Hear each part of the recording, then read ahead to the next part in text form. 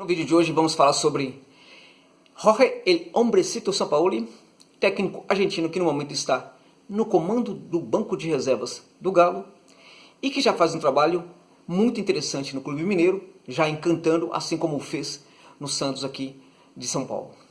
Bem, e vamos abordar aqui de onde vêm as ideias que circulam na cabeça do Hombrecito. Ideias que já materializada dentro de campo, já encanta, como eu disse aqui.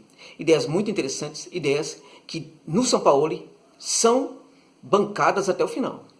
Bem, para falarmos disso, precisamos entrar rapidamente, falarmos aqui, apenas apontar, que existe um debate constante, frequente, de muita qualidade e muito respeitoso acerca do trabalho dos técnicos lá na Argentina.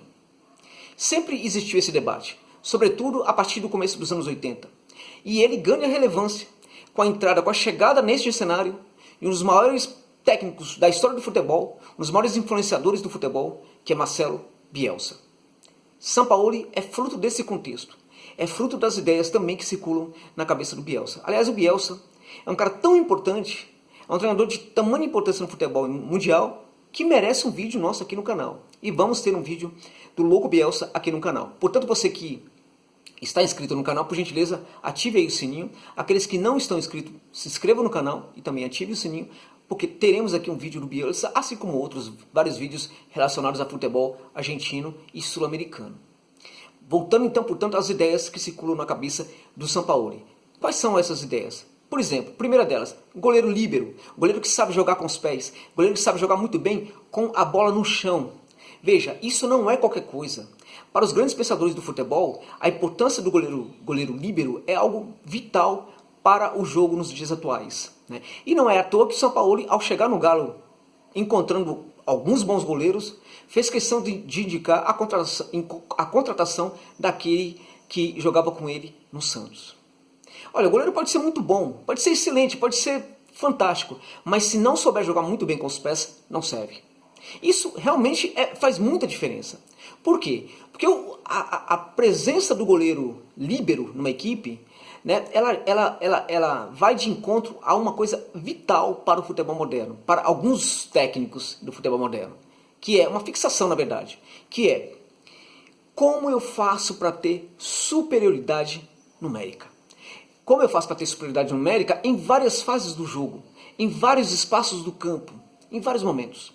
Então, um time de futebol começa jogando naturalmente com os seus 11 jogadores contra os 11 jogadores da equipe adversária. Então, como é que eu faço para ter uma espécie de 12 jogadores ali? Como é que eu faço para ter 11 jogadores na linha? É o goleiro líbero.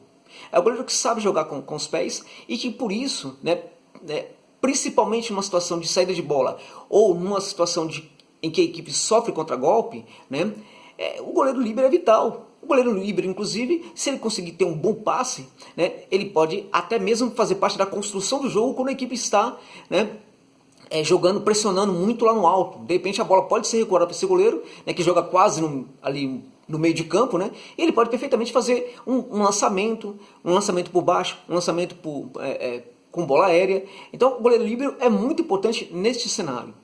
Bem, então a gente está falando aqui, portanto, do goleiro líbero. Algo muito importante nessa saída de bola é a compactação que ela precisa ter. Aliás, compactação é algo que está o tempo inteiro no jogo do Sampaoli, em várias fases também do jogo. Em alguns momentos é possível percebermos os 10 jogadores, todos eles no entorno da bola. Uma altíssima compactação que favorece a pressão pós-perda e a recuperação da bola assim que a equipe a perde. Favorece também a progressão para o ataque nas transições ofensivas. Essa progressão que precisa ser o tempo inteiro rápida, muito rápida e, sobretudo, vertical. Nessa transição, nessa progressão, a gente percebe 2 pontas sempre abertos e laterais atuando por dentro. Laterais que entram na diagonal e acaba aumentando o número de jogadores ali no centro do campo.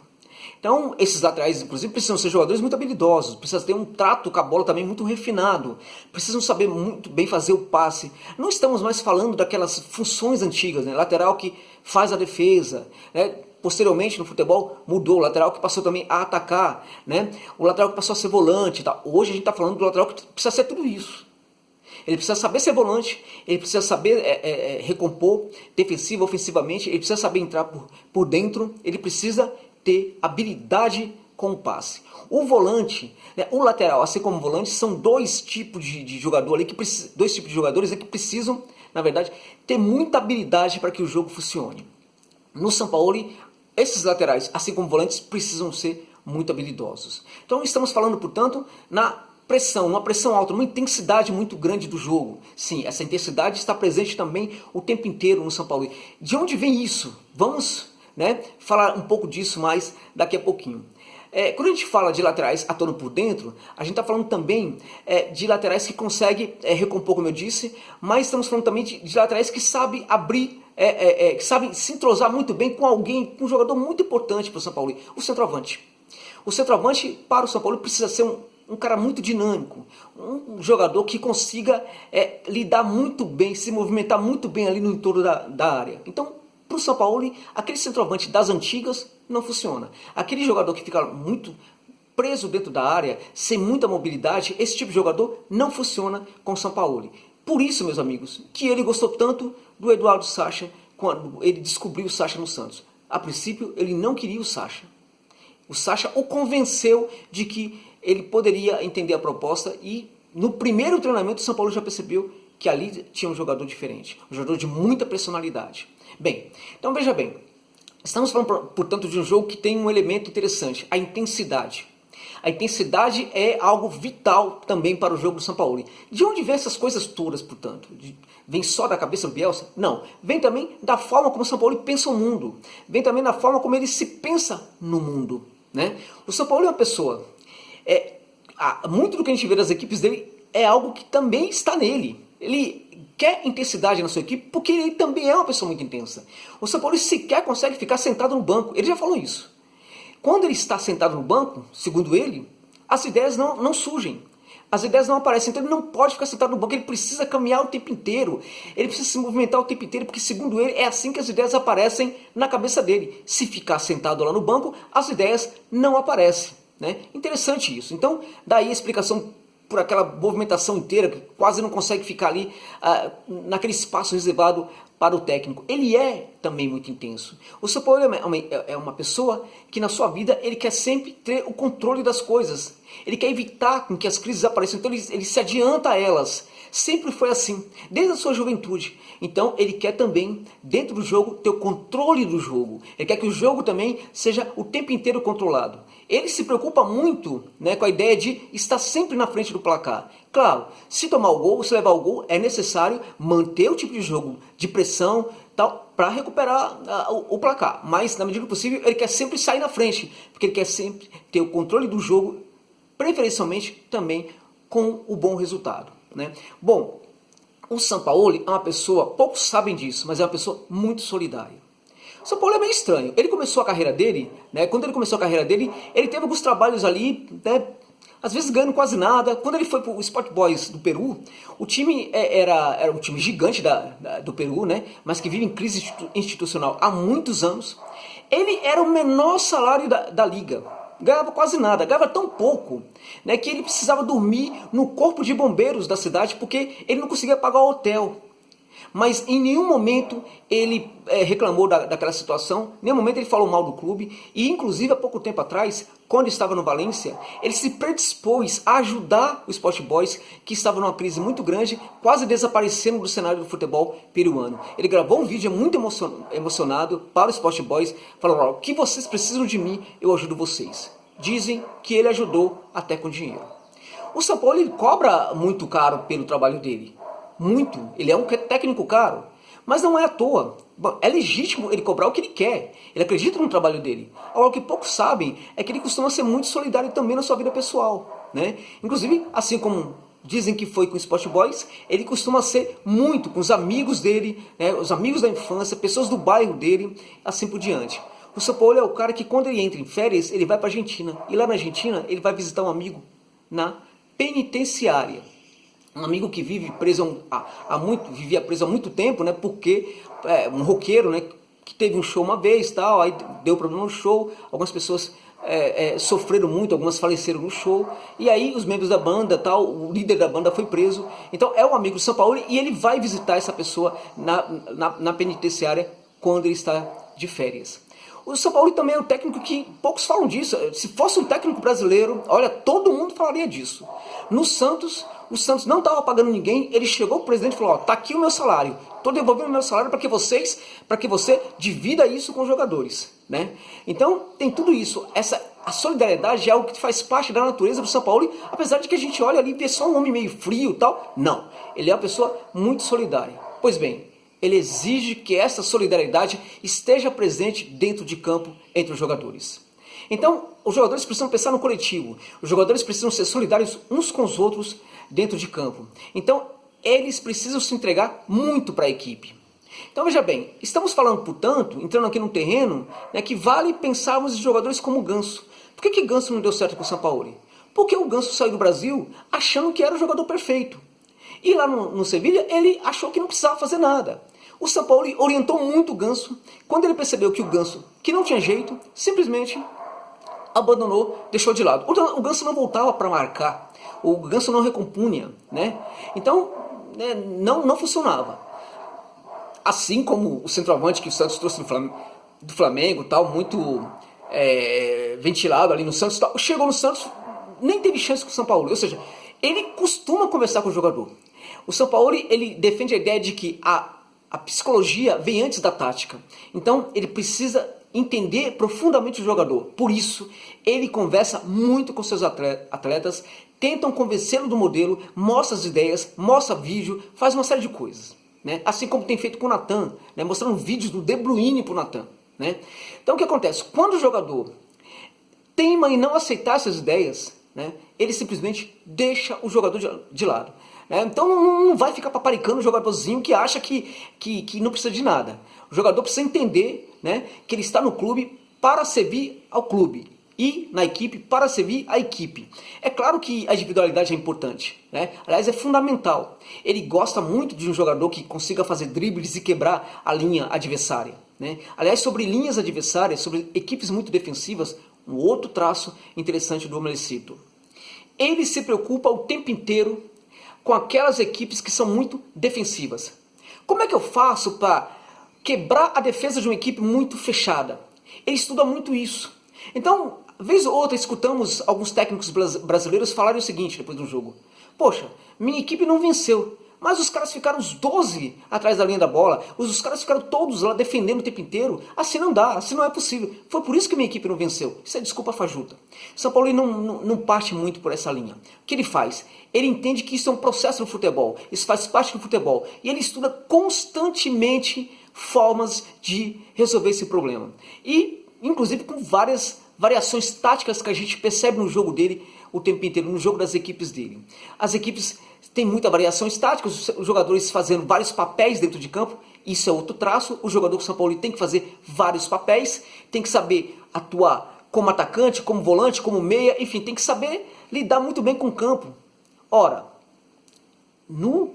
na várzea, lá na Argentina é chamado de potreiro, eu já ia falar potreiro, mas na várzea, né, que é o mesmo que potro lá na Argentina, né, o jogador exerce todos esses papéis.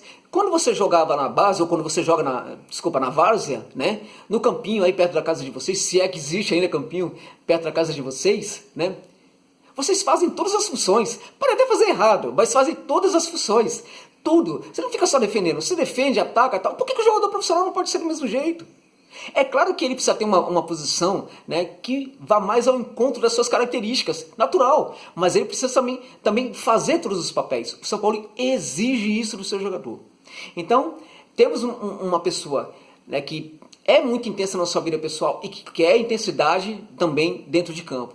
Uma pessoa que é muito solidária na sua vida pessoal, quer solidariedade entre os jogadores em prol do coletivo dentro de campo. E quando eu falo desse coletivo dentro de campo, é claro que se tiver um jogador ali, é muito importante ter esse jogador que consiga fazer a diferença. Com um detalhe, essa diferença também é feita em prol do coletivo. Esse jogador interessante, tipo um Santos, Soteldo, né, que às vezes conseguia fazer algo muito bacana ali para a equipe do São Paulo. Esse jogador, por mais que ele esteja individualmente fazendo a diferença, isso está muito bem atrelado ao coletivo. Ele está a serviço do coletivo quando ele faz a diferença. Não é para qualquer um tentar fazer isso, é para aquele jogador que sabe fazer isso, né? Porque se o jogador não sabe driblar, provavelmente, se ele exagerar nisto, ele pode atrapalhar a equipe. Então ele está atrapalhando o coletivo da equipe, né? Agora, se o jogador é muito bom no drible, né, consegue fazer aquele drible que quebra a linha, que consegue entrar dentro da área com facilidade, consegue fazer ali um passe apenas com o seu jogo de corpo e tal, esse tipo de jogador precisa fazer isso o máximo possível. E eles são constantemente orientados pelo atual técnico do Galo para exercer esse tipo de trabalho. Ainda acho que São Paulo pode ser o campeão, né, do Brasileirão com o Atlético Mineiro. Acredito nisso, né? Assim como acredito que o Galo pode crescer muito e aspirar outras coisas em termos continentais se o trabalho do São Paulo durar um bom tempo no clube. E para isso a gente já percebe, inclusive na equipe, alguns jogadores fazendo muita diferença, né? O Natan é um caso, né? Veremos aos poucos outros jogadores também. Outra coisa, o São Paulo acredita até o fim nas suas ideias. Ele não deixa de lado nunca as suas ideias. Então, o jogo está difícil, o que eu faço? Eu vou recuar tal para fazer... Não. As minhas ideias são essas. Como é que eu faço para fazer com que elas me levem à vitória? Mas o adversário está me colocando um problema. Como é que eu faço? Utilizando minhas ideias para fazer com que eu supere essas dificuldades que o adversário está colocando para mim e eu consiga chegar à vitória. É mais ou menos por aí. É mais ou menos assim que pensa o técnico do Galo.